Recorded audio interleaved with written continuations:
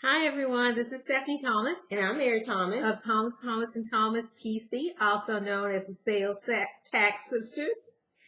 And so what we're going to do is we're going to jump right back into our audit series. And the question of the day that we get all the time is, can the auditor do that?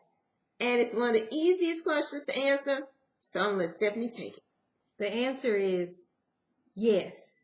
Most of the time, the auditor can do that. When you are fortunate enough to get the letter from your taxing authority that you're being audited, they give you a laundry list of records that they would like to review. And even though you may not feel that you should have to turn that over, you do. And if the auditor has questions about things and you don't feel that you need to answer them, you do.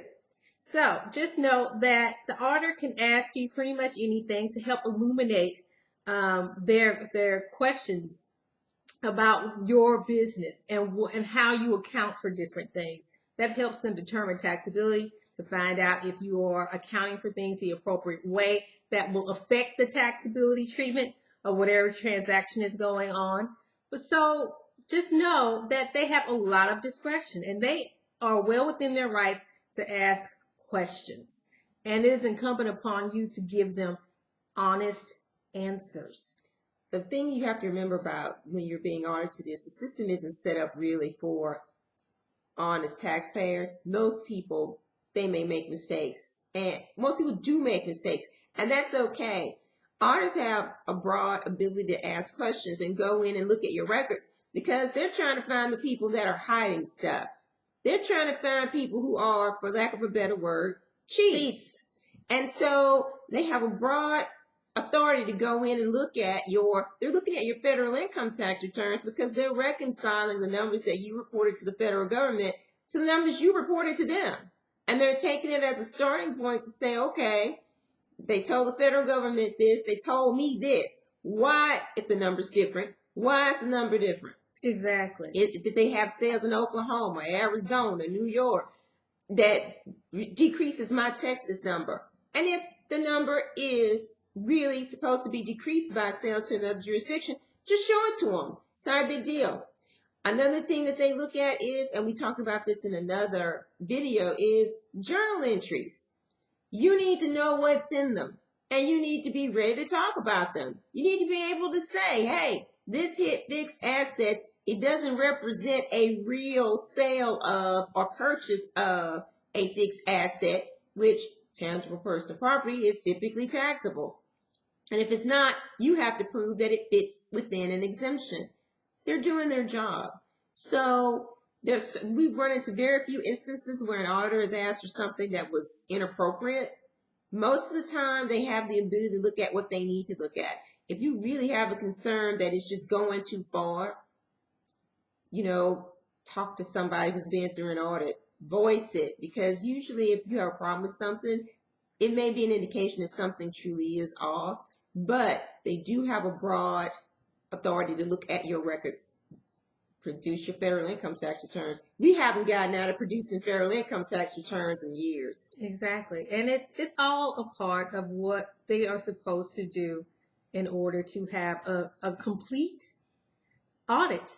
A picture of what's going on. And just be aware that don't take it personally when this person starts asking you for more and more and more. They're doing their job, because what's going on, in my opinion, from what I've seen, is you hear stories about taxpayers who have hidden things certain ways, and you have auditors that'll go in and ferret it out. Well, guess what? They train all their auditors to go in and scrutinize all the different tricks that they've seen to make sure that you're clean. So don't take it personally. If they when they ask for the federal income tax returns, I haven't heard about anybody getting out of it. Produce them. When they ask you about the adjusting journal entries, the general journal entries, don't take it personally. They're asking everybody. And try not to be annoyed when they ask about your credit card statements, because they look at those too.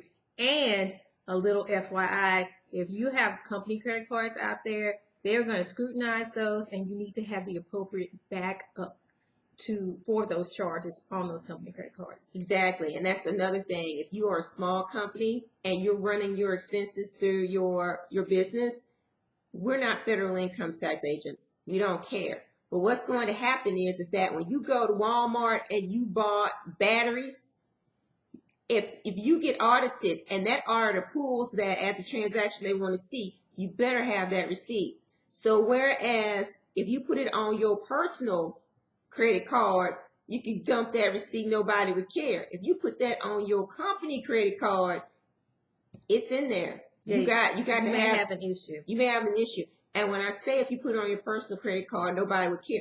They don't care if you don't pull an audit of you personally. Exactly. So that's part of, and I think we're probably gonna have a video about that, running your personal receipts, expenses through your business, because that's another issue that you just need to be aware of. People do it sometimes, but just note, like Mary just said, that if you're running your personal expenses through your business, the auditor is going to see that, and you may have to produce some documentation. You have to produce receipts.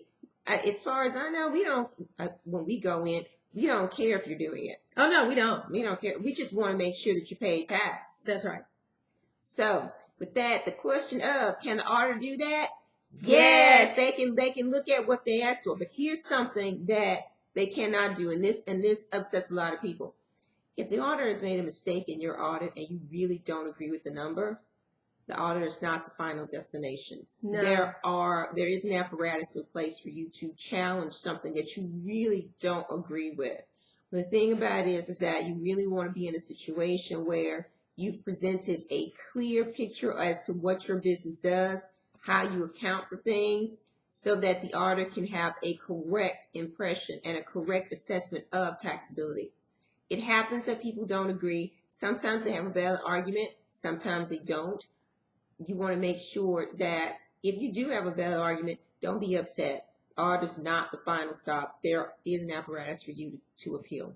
Exactly. So with that is it for this video, I think. I think so too. Thank you to everyone who has signed up, who has subscribed. We really, really appreciate it. If you like the video, please click the like button. And if you haven't subscribed, what are you waiting for? Subscribe to us. Hit the notification bell. Exactly. So thanks again and have a great day, everyone. Bye.